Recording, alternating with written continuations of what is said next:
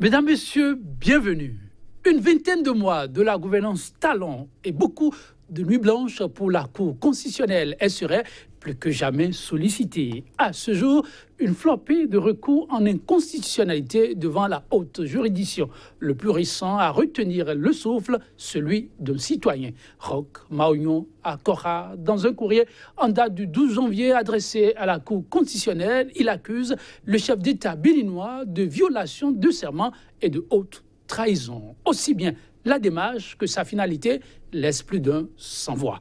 Qu'est-ce qui pourrait bien motiver une telle initiative et qu'est-ce qu'elle sous-tend? Deux questions majeures autour desquelles se fera votre émission débat du jour. Recours en inconstitutionnalité d'un citoyen contre Patrice Talon. Sens et portée.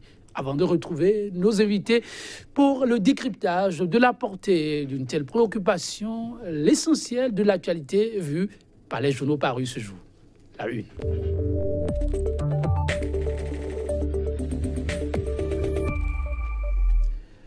L'instant revue de presse avec Kodjovi Amitonou, déjà confortablement installé. Kodjovi Amitonou, bonjour. Bonjour Joël Tondi. Bonjour également à nos amis téléspectateurs. La une du jour, comment se présente-t-elle? Très riche, avec cette nouvelle décision de la Cour constitutionnelle qui remet tout le monde, en tout cas dans sa botte et centrale et Assemblée nationale. Chacun donc doit pouvoir revoir sa copie. Dos à dos, je crois que la Cour les a renvoyés. Merci. Quand je viens maintenant, on y va plutôt pour nous enquérir plus amplement du contenu. Tout à fait. On démarre donc avec le quotidien La Boussole qui met donc en titre « Retrait du droit de grève à certains fonctionnaires ». La Cour renvoie au BMP sa copie. Elle empêche ainsi, selon Michel Adjaka, le musellement programmé de la justice, paralysie de l'administration publique. Eh bien, des centrales syndicales reconduisent leur grève pour encore 72 heures. Et puis, convergence institutionnelle prônée par Talon à l'occasion de la cérémonie de présentation des vœux. Une menace pour la démocratie béninoise, constate La Boussole qui cède sa place au quotidien La Dépêche. Domaine de l'aéroport de Glodjigbe, écrit le journal. Les expropriés dénoncent une escroquerie et puis implication du CES dans la résolution de la crise entre partenaires sociaux et gouvernement. Le président Tabek Bian joue la médiation. La Nouvelle Tribune, indemnisation pour la construction de l'aéroport de Glodjigbe. Les propriétaires terriens protestent, la police réprime. Acharnement contre l'ancien président, les preuves qui confondent Mbedi et crédibilisent Yahi Boni. L'Afrique en marche. Parlant toujours de la loi portant retrait du droit de grève, la Cour a-t-elle débouté Talon? Et Mbedi s'interroge le quotidien, le confrère de la matinée cette fois. Vote de la loi portant retrait du droit de grève à certains agents de l'État au Bénin. La Cour siffle enfin la fin de la récréation. Les 7 sages cassent la loi, écrit le quotidien. Le Nouvel Observateur, contrôle de conformité de la loi portant retrait du droit de grève. La Cour constitutionnelle casse le BMP, puis expropriation des domaines pour la construction de l'aéroport. Les populations de Glodjigbe rejettent les coûts dérisoires de cession de leurs parcelles. Matin libre, retrait du droit de grève à certains corps. La Cour refuse d'entériner la forfaiture du BMP. Cabale contre l'ancien régime. Le bilan de Yahi Boni qui dérange Talon et Mbedi. Quotidien Notre Voix. Violation de serment par le chef de l'État. Encore un nouveau recours à la Cour constitutionnelle. Toujours avec ce quotidien. Avril 2016, janvier 2018, l'héritage substantiel et reluisant de Yahi fragmenté et saccagé. Poursuite de la cabale contre Yahi pour justifier le bilan négatif de la rupture. Les lettres qui clouent le bec au couple Talon. Mbedi Joël Tondi. Merci. Quand je viens maintenant du titre, il y en a malheureusement très peu de temps pour en parler. Je vais plutôt faire mon arrêt sur la décision de la Cour. Le confrère de la matinée qui mentionne que la Cour siffle la fin de la récréation. Oui, le journal l'a écrit et n'est d'ailleurs pas le seul à en parler, mais je ne crois pas que ce soit forcément la fin de la récréation, puisque la décision de la Cour permet à l'Assemblée de revenir, surtout le bureau de la majorité parlementaire, de revenir donc sur ce vote qui a eu lieu, surtout l'article 50 modifié qui retire donc le droit de grève aux magistrats et compagnie. Je pense que cette décision n'a véritablement pas fait d'heureux, parce que les centrales syndicales savent désormais, et confédérations savent désormais qu'ils peuvent aller en grève, mais dans certaines limites. Et parce que l'Assemblée nationale aussi a appelé à donc recadrer ce débrayage, puisque aujourd'hui, au niveau de la magistrature, c'est 5 jours sur 5 pour les jours ouvrables de la semaine, et au niveau des centrales et confédérations, pour ce qui concerne l'administration, les écoles, les hôpitaux, bon, on essaye de faire 72 heures sans service minimum, mais donc on décale quelques jours. Donc peut-être que l'Assemblée nationale peut dire désormais, vous pouvez faire vos mouvements de débrayage, mais cela ne va pas dépasser 24 heures, 48 heures, 72 heures. Quand je vis ensemble, le dossier n'est pas complètement vidé. Je ne vais pas vous laisser partir sans une petite préoccupation d'ordre social. C'est important aujourd'hui, vendredi, le quotidien des citoyens, ça compte aussi. Les propriétaires terriens protestent, la police réprime. On veut faire le bonheur des citoyens, mais il paraît qu'il faut casser les œufs. Mais les populations de Glodibé ne sont pas d'accord pour la façon dont l'État veut faire ses omelettes. Oui, de toutes les façons, c'est ce qui a été constaté avec la voie inter-État qui a été bloquée pendant 2 heures durant. Il paraît qu'il y a légèrement affrontement entre policiers et gendarmes, puisque c'est vrai, policiers, gendarmes et population, parce qu'il y a eu des interpellations, nous a-t-on rapporté, des blessés également au niveau des forces de l'ordre. Tout ça reste à vérifier, mais de toutes les façons, c'est à croire qu'on assiste à de l'anarchie, parce que dédommager des populations pour une infrastructure d'envergure qu'on veut réaliser dans la localité, cela devrait quand même faire objet de conciliation. Et si ça n'a pas été fait, ce préalable n'a pas été respecté, ça laisse quand même à désirer. Comme vous le dites, on est en train de faire le bonheur de la population, mais sans en tenir compte véritablement de ses enjeux et de sa vision des choses, et c'est pas bon. Merci à vous, Kodjo Maintenant, mesdames, messieurs, vous l'avez compris. Pour l'instant revue des titres du jour, ce sera tout. On se dit à lundi, oui, la semaine prochaine, pour un nouveau rendez-vous. Et jamais il ne manque au rendez-vous. C'est bien ça, Kodjo Maintenant. Tout à fait, par la grâce de Dieu. Excellent week-end à vous par anticipation. Merci beaucoup. Mesdames, messieurs, merci. Et à très vite pour l'instant, revue de presse, la semaine prochaine donc.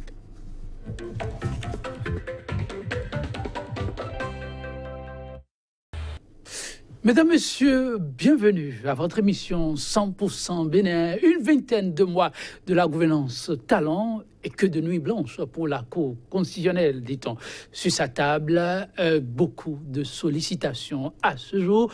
Une flopée de recours en inconstitutionnalité devant la haute juridiction. Le plus récent à retenir le souffle, celui d'un citoyen, Roch Maouyon Akora. Dans un courrier en date du 12 janvier adressé à la Cour constitutionnelle, il accuse le chef d'État béninois de violation de serment et de haute trahison. Aussi bien la démarche que sa finalité laissent plus d'un sans voix. Qu'est-ce qui pourrait motiver une telle initiative et qu'est-ce qu'elle sous-tend? 2 questions majeures autour desquelles se fera, mesdames, messieurs, votre émission Débat du jour. Recours en inconstitutionnalité d'un citoyen contre Patrice Talon, sens et portée. Pour le décryptage, j'ai sur ce plateau Francis Lalaye, analyste politique. Il est spécialiste des questions de gouvernance politique et électorale. Francis Lalaye, bonjour. Bonjour Joël. Merci de nous rejoindre. En face de vous, un homme de droit, maître Paul Katoa Tita. Il est avocat au barreau de Cotonou, au Bénin. Maître Paul Katoa Tita, bonjour. Bonjour. Merci pour la disponibilité. Et merci de m'avoir invité. C'est toujours un plaisir de vous savoir à nos côtés. Que de recours devant la Cour constitutionnelle, encore un autre, celui-là adressé par un concitoyen pour un non-respect de serment, violation de serment pour reprendre le thème ESA et pour autre trahison. Entre autres préoccupations, il parle de l'inexécution d'une série de décisions de la Cour constitutionnelle sous l'actuel chef de l'État, maître Paul Katoa Tita, un citoyen qui somme la Cour constitutionnelle et remarque qu'il y a une série de décisions venant d'elle qui n'auraient pas été respectées par l'actuel chef de l'exécutif. Pour beaucoup d'aucuns, cela sort de l'ordinaire, cette démarche, et devrait pouvoir interpeller. Je vais vous dire tout simplement que c'est une conséquence directe de la démission de notre Assemblée nationale. Il ne faudrait pas rechercher la cause ailleurs. Une conséquence directe de la démission de notre Assemblée nationale. Sa démarche interpelle l'Assemblée nationale? Bien sûr, c'est une conséquence directe de cette démission. C'est tout ce que ce citoyen est en train de faire, ce n'était que le rôle et la mission de l'Assemblée nationale. Expliquez-vous. Vous lisez notre Constitution. L'institution de contre-pouvoir de premier rang, c'est l'Assemblée nationale. C'est à l'Assemblée nationale de veiller sur les actes du chef de l'État, les actes du gouvernement. C'est l'Assemblée nationale qui a le pouvoir d'interpeller. C'est l'Assemblée nationale qui a le pouvoir de contrôler l'action du gouvernement. C'est là où le siège même des grandes décisions politiques du pays. Mais malheureusement, 20 mois déjà, notre Assemblée nationale s'est ralliée au gouvernement, excusez-moi, pour peut-être se comporter à un gouvernement bis. Et c'est ça qui amène les citoyens, comme vous voyez, à sortir, c'est au ras-le-bol, à saisir la Cour constitutionnelle ou, tout récemment également, à saisir les tribunaux contre le président de l'Assemblée nationale. Il n'a pas autre chose que ça. Mesdames, Messieurs, ce débat, ce plateau n'a pas pour objectif de faire un débat bis sur l'Assemblée nationale, mais à raison, constatons-nous que l'Assemblée nationale s'invite une fois encore dans le débat. Avant d'aller en profondeur par rapport à un certain nombre de thèmes que le citoyen en question a relevés, je m'en vais recueillir d'abord la réaction de Francis Lallet par rapport à la démarche de ce citoyen. Je crois que, au-delà du sort qu'une telle démarche peut connaître, le plus important, c'est quand même qu'elle existe. Parce que c'est... Et là, je suis d'accord avec ce que disait tantôt Maître Kato Atita. Et je voudrais attirer l'attention sur le fait que c'est quand même dans la même période que nous avons deux faits inédits.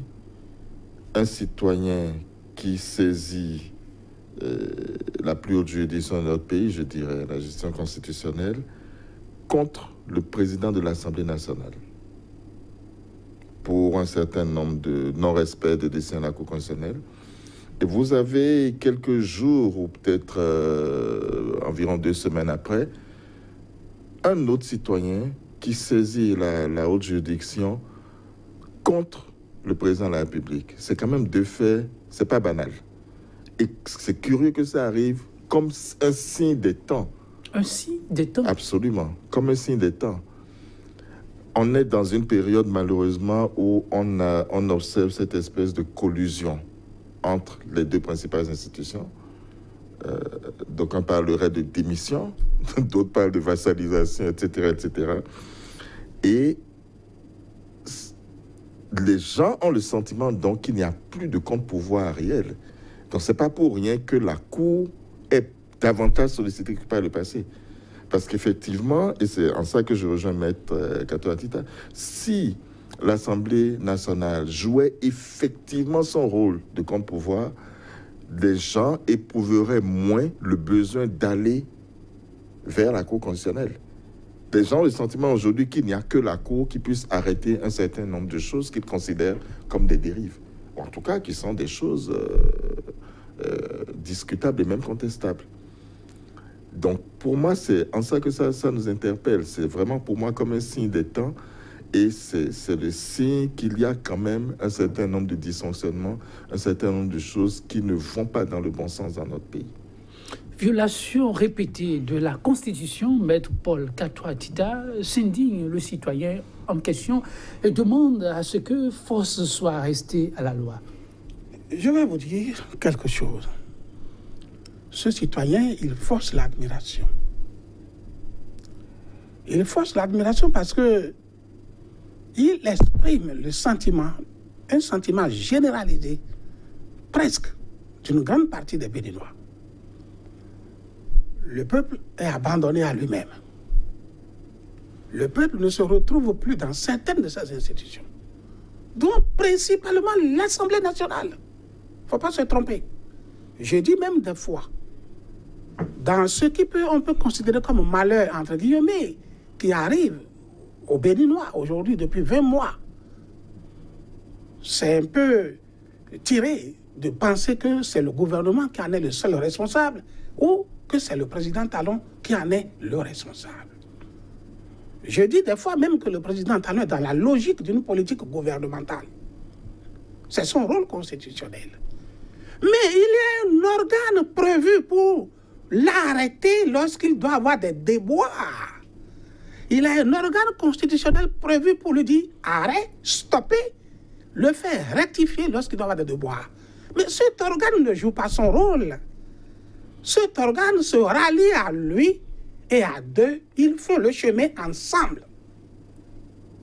Faisant ce chemin ensemble, les gens ne peuvent agir comme ça, aller vers la Cour constitutionnelle, même si le verdict final ne sera pas certain. Les gens ne peuvent agir comme ça, aller vers les juges.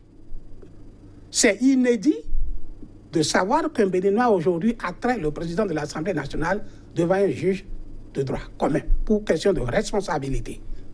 C'est inédit. Mais tout ça vient de quoi? Parce que l'institution ne joue pas son rôle constitutionnel. Moi, je dis à la limite, c'est un peu un abus de s'en prendre au président Talon.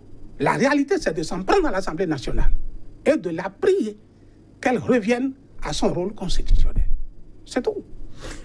La 7e législature reste l'une des législatures riches de par ses hommes, de par la qualité du parcours qu'individuellement ceux qui les composent et siègent ont eu. Maître Adrien Oumbédi, président de l'Assemblée nationale, Idi Kolaole, ancien président de l'institution, Mathurin Kofi Nago, ancien président de l'Assemblée nationale, Bruno Amoussou, ancien président de l'Assemblée nationale, et d'autres qui n'ont pas eu le siège, mais qui ont joué un rôle décisif au cours des mandatures précédentes. Francis Laleye, aujourd'hui, avec cette 7e législature qui semble décevoir, je dis semble pour mettre, parce qu'il y en a qui applaudissent tout de même cette indécision de ce bloc, mais comment le peuple, le peuple en est-il arrivé à ce résultat avec ses élus qu'il a lui-même mandaté pour porter sa voix? C'est une bonne question. Je pense que l'Assemblée, tout le monde le sait, a été élue avec beaucoup d'espoir. Beaucoup d'espoir. L'élection de Maître Oumbédi a été applaudie. Les gens étaient contents, non pas pour les personnes qui s'y retrouvaient, c'était pas à titre individuel, mais les gens étaient contents parce qu'ils estimaient qu'il y avait un contre-pouvoir qui pouvait jouer son rôle. Les gens étaient contents de voir parce qu'ils avaient considéré qu'avant ça, l'Assemblée n'était pas suffisamment forte ou indépendante vis-à-vis du pouvoir exécutif. Et donc, vous vous rappelez l'ambiance dans laquelle il a été élu. J'ai vu, moi, des gens dans la rue, il était quoi, 1h passée du matin, quand l'élection a eu lieu, et qui se promenaient avec leur pause radio. Des gens qui étaient regroupés, qui suivaient, et il y avait une effervescence. Et les gens c'est-à-dire les gens étaient tellement contents à l'époque qu'on pouvait se demander ce qui se serait produit s'il n'avait pas été élu, lui, Maître Oumbédi, si ça avait été Komi Kounté, par exemple. Mais cette adhésion populaire, ce vent d'espoir, malheureusement, est retombé. Malheureusement, est retombé.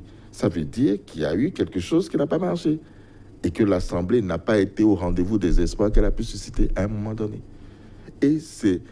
Les Béninois veulent... Le problème, vous savez, il faut peut-être insister dessus parce que il ne faut pas que ceux qui nous suivent aient l'impression que... mais finalement, ces gens-là, qu'est-ce qu'ils veulent? Est-ce qu'ils veulent une assemblée qui se bagarre avec le gouvernement? Non. Le problème n'est pas de faire la guerre à qui que ce soit. Le problème est que chacun reste dans son rôle. Aujourd'hui, ce n'est pas le cas. Non, parce qu'effectivement, le côté contre-pouvoir, malheureusement... j'ai dit tout à l'heure, j'ai parlé de collusion entre le pouvoir exécutif et le pouvoir législatif. Collusion, on peut utiliser des mots plus forts. Mais le fait est que on veut que chaque pouvoir reste dans son rôle, que chacun joue son rôle constitutionnel. L'Assemblée doit légiférer et contrôler l'action du gouvernement. Et il faut contrôler. Écoutez, vous avez écouté le vice-président de l'Assemblée nationale, on était. Oui. Donc, je n'invente rien. Le bilan qu'il a fait, les questions, les interrogations qu'il a mises en exergue, Voilà, ça rejoint tout ce que nous sommes en train de dire. Il y a un problème quelque part. Il y a un problème quelque part. Et je pense que l'Assemblée, au lieu de se réfugier dans une espèce de quant à soi, consistant à dire, mais non, nous faisons notre truc, c'est pour le développement, c'est pour ci, c'est pour ça, au lieu de dire des choses dans lesquelles on ne croit pas toujours, y compris ceux qui le disent, je crois que l'Assemblée devrait réfléchir, et je suis sûr qu'il y en a beaucoup qui réfléchissent, devrait réfléchir, s'interroger sur le rôle qu'elle joue et la façon dont elle peut retrouver la crédibilité qu'elle est en train de perdre, malheureusement. Crédibilité de l'Assemblée nationale aux yeux des concitoyens, mais crédibilité aussi du chef de l'exécutif. Le citoyen en question l'a suffisamment martelé, Maître Paul Kato Atita. Le citoyen pense que sur ce qui pourrait être le plus simple à faire, le chef de l'État semble fermer les yeux, mais fermer les yeux à dessein et voudrait que désormais les choses se passent autrement. C'est un idéal pour ce concitoyen. Mais un idéal, pour moi, c'est déjà suffisant. Le résultat, je ne crois pas. Je ne peux croire au résultat de son idéal que si l'institution de premier rang se décide à jouer effectivement son rôle. Je n'anticipe pas sur la décision de la Cour constitutionnelle. Mais je ne pense pas que ça peut changer grand-chose. Violation de serment hier, je ne pense pas ça que pourra continuer demain. Ça pourra continuer. Tant que l'institution de premier rang de contre-pouvoir, qu'est l'Assemblée nationale, ne se décide pas à jouer son rôle. Vous voulez mettre le président en accusation. Vous voulez faire des reproches solennels au président de la République. Vous voulez faire comprendre au président que nous ne sommes pas contents. Votre peuple n'est pas content de ci ou de ça.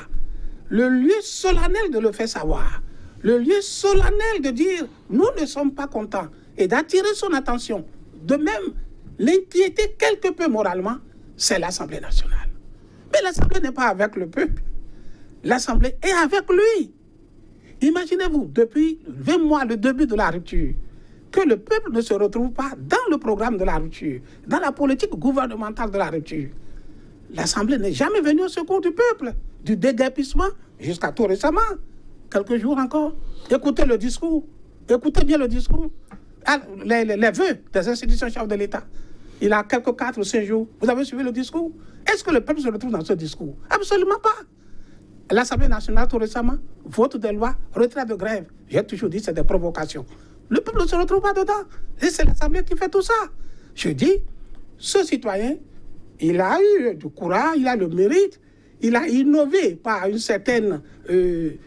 pour dire, ben, vous ne le faites pas, nous allons vous faire constater que vous ne le faites pas, nous allons essayer de vous substituer à vous, et peu importe le résultat, c'est ce qu'il faudrait retenir de ça. Francis, la ley, oui, violation de serment, l'attitude continuera son chemin. J'espère que non, mais si je regarde ce qui s'est passé depuis 20 mois, je crains fort que la même attitude continue. On a vraiment le sentiment qu'au niveau de l'exécutif, on suit les décisions de la Cour quand ça arrange, et quand ça n'arrange pas l'exécutif, qui ne les suit pas. J'ai d'ailleurs regardé avec un peu amusement, observé avec un certain amusement que au sujet de la loi, de l'histoire du retrait du droit de grève, ben, tout le monde, Assemblée nationale, exécutif, tout le monde attendait et appelait de ses voeux une décision de la Cour constitutionnelle en disant oui, la Cour va décider, nous allons suivre, la Cour va décider.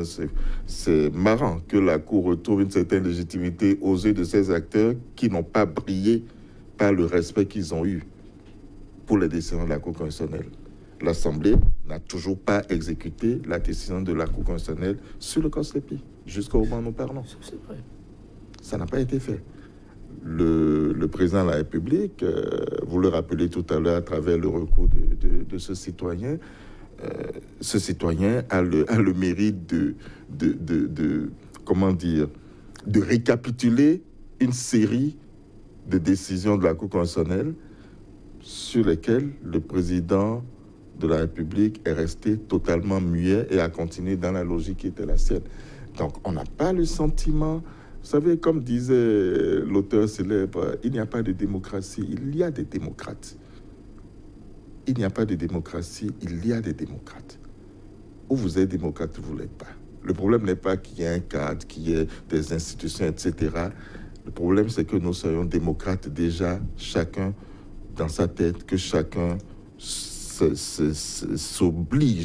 à jouer le jeu institutionnel, à respecter les règles de notre pays. Et ça, je pense que les institutions les plus haut placées de notre pays ont beaucoup à faire de ce côté-là. Parce que c'est ainsi aussi qu'on montre la voie aux citoyens. C'est aussi qu'on montre la voie aux citoyens. Mais ce recours intervient dans un contexte où le chef de l'État, vous parliez de la cérémonie de présentation de vœux aux institutions, le chef de l'État, à l'occasion, a appelé à la convergence des institutions. Maître Paul Kato Atita. Je vous dis une chose, c'est très dangereux ce que font nos politiciens. Ils sont en train de conduire notre pays dans l'anarchie. La Cour constitutionnelle est en train d'être désacralisée. La Cour constitutionnelle n'a pas une police. La Cour constitutionnelle n'a pas une armée ni une gendarmerie. Elle n'a pas une force pour contraindre les citoyens ou les institutions à respecter sa décision. Mais c'est parce qu'elle est une institution sacralisée dans notre psychologie depuis la conférence nationale que chacun de nous, spontanément, quand elle rend une décision, nous disons on doit respecter. Ah, il ne faut pas aller contre. Ah, il faut pas aller contre. Mais on nous habitue psychologiquement, désormais, à aller contre. Et quand nous allons prendre cette psychologie dans nos habitudes, nous allons même susciter un coup d'État institutionnel. Je dis, prenez... Non. Je ne parle pas de militaires. Je comprends. Non, je parle institutionnel. Et je peux vous dire, bien sûr. Les curseurs se sont déplacés. Oui, institutionnel. Parce que nous serons sans arbitre. Exact. L'arbitre, nous l'aurons fait disparaître nous-mêmes. Et l'arbitre, jusqu'à aujourd'hui, c'est la Cour constitutionnelle. Et c'est d'autant plus grave que lorsque la Cour se trouve dans son rôle de régulation du fonctionnement des institutions, une autre institution vient la contrarier dans ses décisions de régulation. Cos-Lepi, c'est là, c'est fréquent. C'est récent. La Cour a été contrariée par l'Assemblée nationale. Comment voulez-vous aujourd'hui, si une autre institution se vient vous dire « Ah oui, moi aussi, je ne respecte plus cette décision de la Cour. » L'autre dit « Moi aussi, je ne respecte plus. » Nous allons, je dis, c'est dangereux ce qui se prépare. Et nos politiciens devraient s'en rendre compte, se retirer et faire une analyse de leur conscience, qui ne conduisent pas notre pays dans l'anarchie. Je vais vous donner un exemple tout récemment, très simple et actuel, le cas de grève. Imaginez-vous un instant que la Cour avait validé ces lois de retrait de grève. Oui. Et si les fonctionnaires qui sont concernés disent « Ah là, nous ne reconnaissons pas cette loi. » Et pourquoi ils vont lire? Nous reconnaissons cette loi et vous disent à côté de nous, est-ce que le Parlement a reconnu la décision de la Cour constitutionnelle? Il y avait nous aussi, on ne reconnaît pas ça. L'affrontement commence. Cet affrontement va aller jusqu'où? Il faut donner de bons exemples et je pense qu'il y a de nos politiciens qui ne donnent pas de bons exemples. La Cour constitutionnelle a été psychologiquement affaiblie déjà et je ne sais pas si on peut encore rattraper son image et l'instaurer dans la psychologie des Béninois. Je ne sais pas. Restaurer l'image de la Cour constitutionnelle, la partition devrait venir de part et d'autre.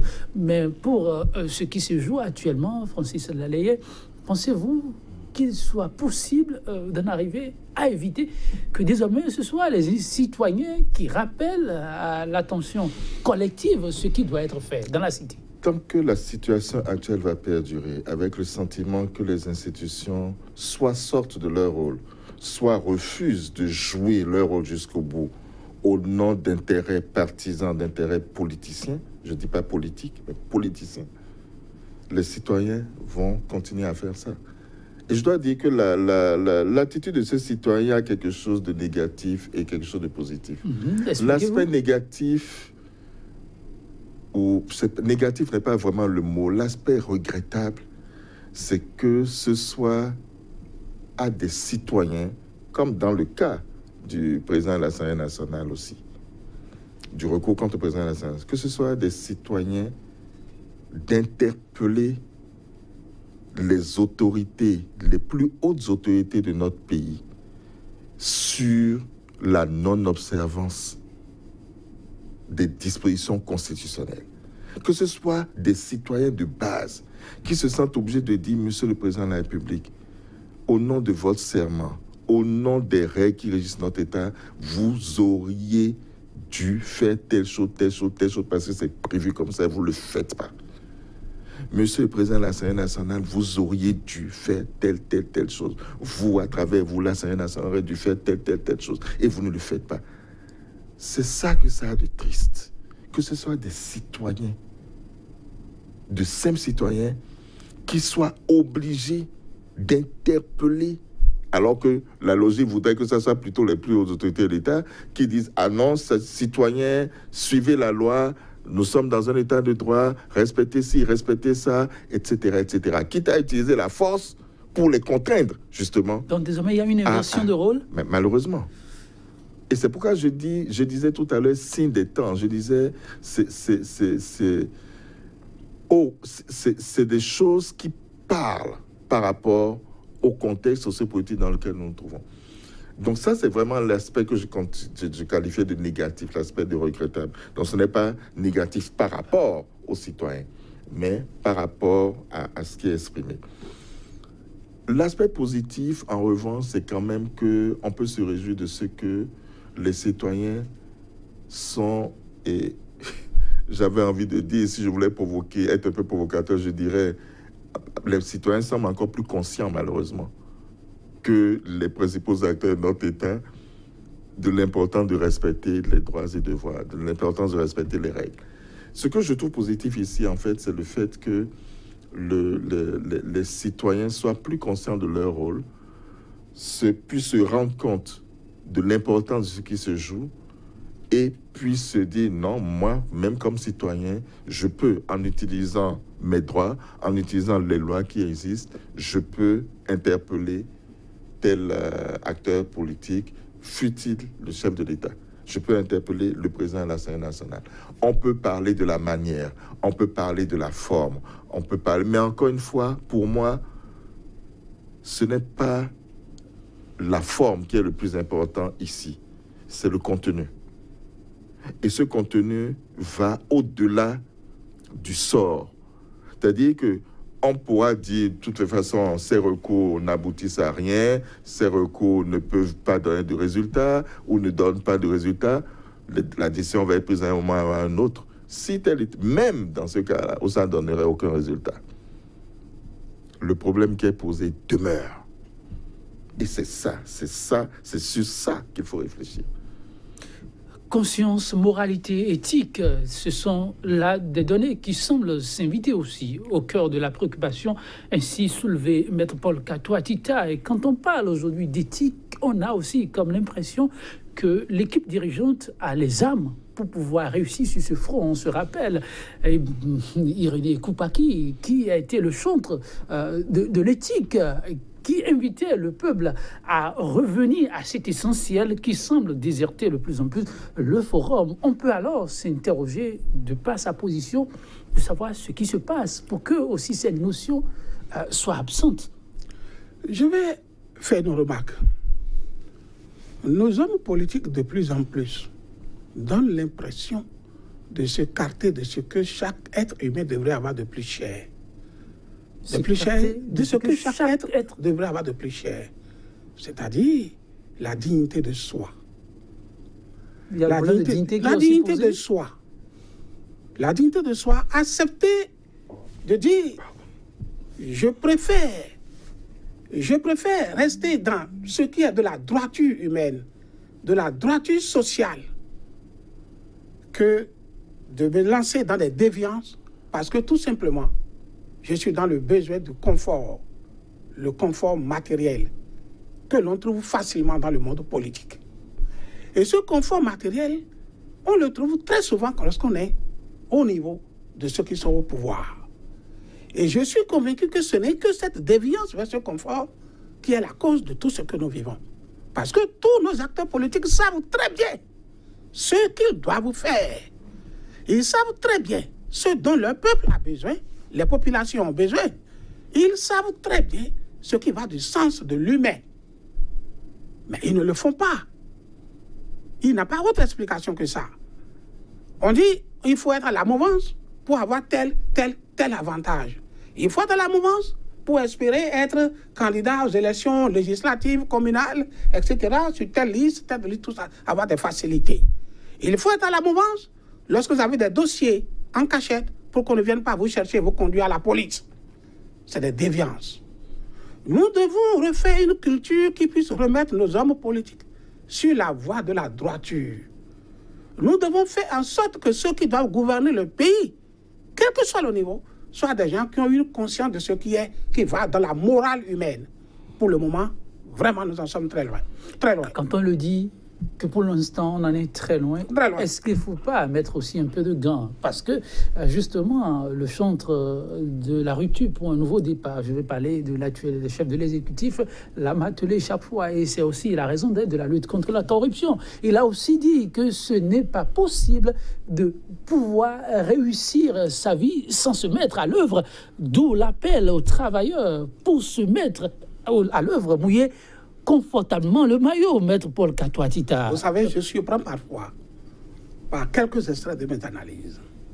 J'ai dit tout à l'heure en parlant qu'en réalité, lorsque moi personnellement j'analyse, ce n'est pas la personne du président Talon qu'il faut s'en prendre. Je dis, il est dans son rôle, sa mission de dérouler sa politique gouvernementale suivant sa philosophie. Mais notre Constitution a prévu des institutions pour l'arrêter en cas de déviance, pour lui faire stopper, modifier le tir lorsque on constate que cette politique n'est pas en harmonie avec les aspirations de notre peuple. Mais ces institutions ne jouent pas leur rôle. Et je dis, la première institution, c'est le Parlement. Moi, je suis devant vous ici la dernière fois, je dis, mais au lieu des fois de déplacer les responsabilités, il faut les remettre à leur place. Le gouvernement, oui, il a une politique gouvernementale. Mais le constituant a prévu et sait qu'il peut y avoir des anomalies à ce niveau. Et puisqu'il peut y avoir des anomalies à ce niveau, il faut un gardien. Mais le gardien s'associe pour gérer ensemble de la même manière. C'est ça le problème. Donc moi, je dis toujours que c'est une question de conduite et de perception. Nos hommes politiques, souvent, et très souvent, se cadrent de la perception qu'il faut, de la morale qu'il faut par rapport à leur peuple. Imaginez-vous, toutes les lamentations du peuple, quand on a parlé de déguerpissement ici, à l'Assemblée nationale, qu'est-ce qu'on a pu faire pour dire au chef de l'État? C'est bon, votre idéal, ne serait-ce que pour la ville de Cotonou. Faire de Cotonou une belle ville, une ville attrayante, c'est bon. Personne d'entre nous ne pourrait contester ça. Mais tel que vous le faites, nous aurions souhaité que ce soit comme ça, comme ça, comme ça. Personne n'a rien dit. On a laissé faire.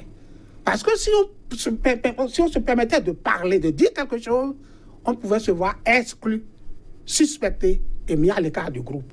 Or, dans ce groupe, il a à manger, il a à boire, il fait bon vivre. C'est tout le problème de cette cité-là.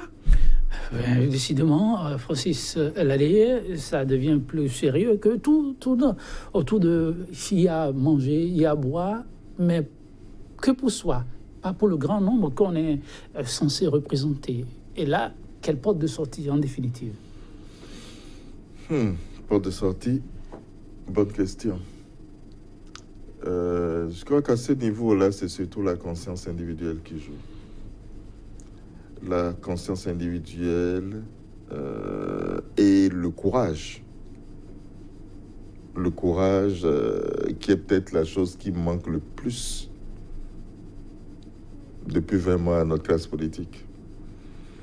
On a l'impression, quand on analyse les choses, que c'est sûr, le président a une très forte personnalité et je dirais les moyens de ses ambitions. Il a la réputation d'arriver, quand il veut quelque chose, de l'obtenir. En tout cas, de se donner, savoir se donner les moyens de l'obtenir.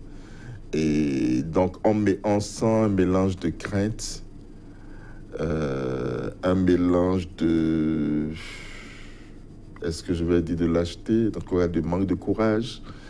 Il y a tout un ensemble complet, ce qui fait qu'on a le sentiment que personne n'arrive effectivement à dire « Ah non, monsieur le président, est-ce qu'il ne faudrait pas plutôt faire comme ceci ou comme cela ?» Nous pensons que... On a l'impression que personne ne s'affirme devant lui. là, effectivement, c'est de bonne guerre. Lui, il en profite. Lui, il a des objectifs qu'il veut atteindre. Moins il a de résistance devant lui, mieux ça vaut pour lui. Donc, il se donne les moyens de faire en sorte qu'il n'y ait aucune résistance. En tout cas, qu'il y ait le moins possible de résistance devant lui pour qu'il puisse avancer et atteindre les objectifs qu'il s'est fixés qui sont les siens. Moins de résistance devant lui, vous n'avez pas terminé. Je poursuis avec ma question. Moins de résistance devant lui, c'est la situation des institutions. Mais là, c'est plutôt le peuple qui se dit être laissé à lui-même. Le peuple laissé à lui-même, c'est un peu comme dans l'histoire du monde, beaucoup d'armées qui se retrouvent sans capitaine à bord. Et quand c'est la troupe individuellement qui décide de prendre ses responsabilités, la suite n'est souvent pas heureuse. Exactement. Et ça, nos acteurs politiques devraient en être conscients. Ils devraient en être conscients. Le schéma classique que le Bénin offre actuellement, avec ces réactions qui viennent de façon répétée des citoyens, on pourrait le régler finalement comment? Parce que jusqu'à ce qu'on en arrive à ces résultats, on n'a presque pas entendu les structures qu'on avait qui apparaissaient comme des structures intermédiaires pour créer la jonction. Quand il y a problème, je vais parler du médiateur de la République, les cadres de concertation pour le dialogue et autres, qui peuvent aussi servir à apaiser ou à planir les divergences qui existent. Oui, le médiateur de la République n'intervient pas sur tout. Il a quand même son domaine. C'est vrai. Et d'ailleurs, sur la situation du retrait des droits de grève, je crois qu'il a fait... J'ai vu passer une déclaration qu'il a faite avant-hier, en tout cas cette semaine, où il lançait un appel. J'ai vu le médiateur de la République, ou dans un titre, dans un journal, le médiateur de la République lançait un appel à l'apaisement, etc. Donc bon, vous savez, à un certain stade, ces structures sont très vite dépassées. Les cas de concertation et tout ce dont vous parlez, à un certain stade, ça devient très politique. Les structures sont très vite dépassées. Regardez là, par exemple, ce qui s'est passé pour le retrait du droit de grève. Ces structures étaient déjà dépassées depuis. Donc, c'est bon, à des niveaux intermédiaires, selon le sujet, oui, elles peuvent jouer un rôle. Encore faut-il vouloir les écouter. Encore faut-il vouloir les consulter. Et ce qui se passe en ce moment, non. Si vous avez une loi qui sort comme ça, vous commencez à voir des fuites dans la presse. Ah oui, on va retirer telle chose, on va faire telle chose. Et 2 jours après ou 3 jours après, vous avez la loi qui sort, qui est signée et tout. À quel moment ces structures-là peuvent intervenir? Non, c'est trop tard. C'est trop tard. Je pense que ce qui peut changer les choses, c'est d'abord que les principaux acteurs se remettent en question et changent de méthode. Possible cela? J'avais dit tout à l'heure, c'est une question de conscience individuelle d'abord. Et vous pensez que ça peut venir le déclic? Conscience individuelle et de sens de l'État aussi. Le sens de l'État. Mais ça, c'est trop fort. Parler de sens de l'État pour des responsables de ce niveau? Ben oui, je ne dis pas qu'ils n'ont pas de sens de l'État. Je dis que cette question dépend de la conscience individuelle et de l'appréciation que chacun a de l'État. Donc il faut... Du sens de l'État pour chacun, selon chacun. Il va falloir le reconsidérer. Absolument. Maître Parce Paul que là, ça coince. Là, ça coince. Et il faut craindre qu'on aille demain, s'il n'y a pas de changement, on va aller demain vers d'autres situations de blocage. On va vite oublier l'histoire du retrait des droits de grève et on va se retrouver avec de nouvelles situations de blocage. En tout cas, pour d'autres analystes comme vous, Francis Lalayet, le Bénin ne serait pas sorti de l'auberge. Demain n'augure rien de bon. D'aucuns rappellent que dans quelques... Si ça ne change pas. Si ça ne change pas. Que, en tout cas, dans quelques mois, l'homme qui aujourd'hui paraît comme celui qui a évité... En tout cas, le pire pour le Bénin, Théodore Ollot, pour cette fois-ci, va devoir rendre le tablier. Et là, reviendra le choix encore au chef de l'exécutif de procéder au changement qui s'impose. Maître Paul Katoa-Tita, faut-il vraiment craindre que demain, le Bénin se retrouve sans un arbitre, comme on l'appelle aujourd'hui, digne du nom? Je vais vous dire quelque chose tout simplement. On nous enseigne en droit constitutionnel qu'il faut que le pouvoir arrête le pouvoir.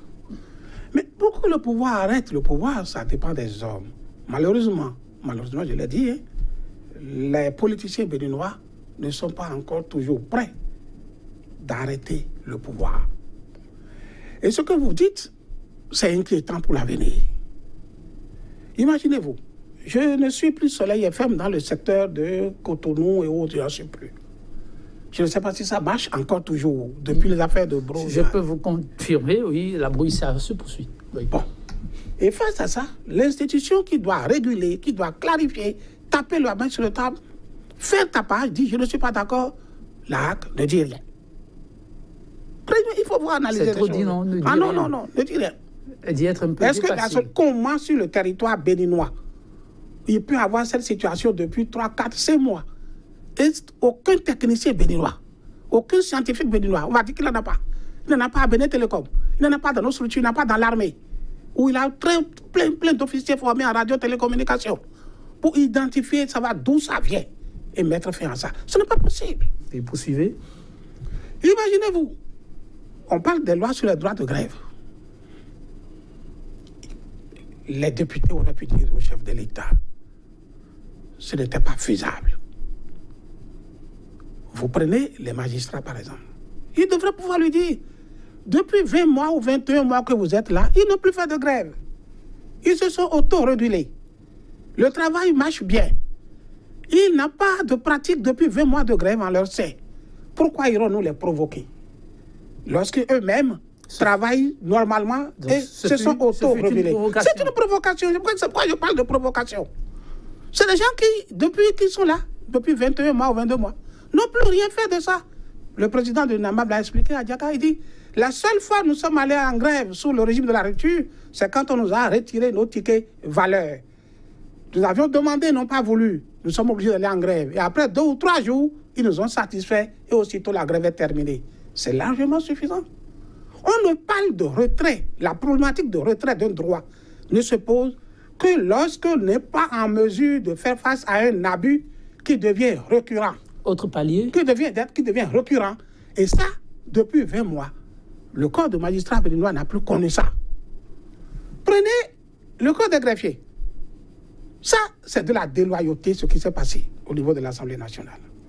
Déloyauté. Parce que, vous voyez, ce sont des travailleurs qui, par respect pour le chef de l'État, ont répondu à son appel et ont accepté un protocole avec un délai.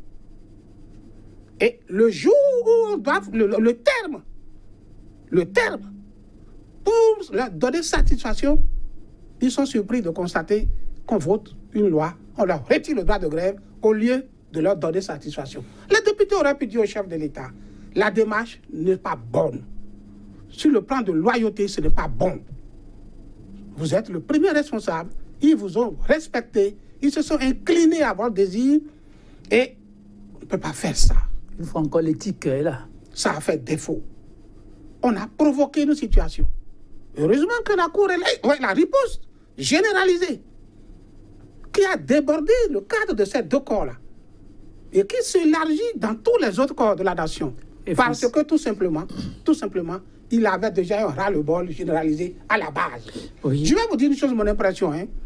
La décision qui est rendue hier par la Cour, c'est plus pour sauver le régime. Pour sauver le régime, parce que si c'était une décision contraire, ou c'est une décision qui prenait du retard à intervenir, 2, 3 semaines à intervenir, vu le mouvement généralisé qui s'organise dans les régions, les départements, les trucs, vous lisez les WhatsApp, tout et tout, le système, les grèves, pas section de lance, nous allons nous retrouver dans une situation pré-insurrectionnelle peut-être. Ah non. Vous faites une lecture exacte, mais il paraît qu'il y a eu d'autres travailleurs qui ont parlé sur la chaîne nationale. Non, ça n'a pas prospéré. Il faut être réaliste. Les travailleurs... Ça n'a pas prospéré. Vous allez vous retrouver dans une situation inattendue.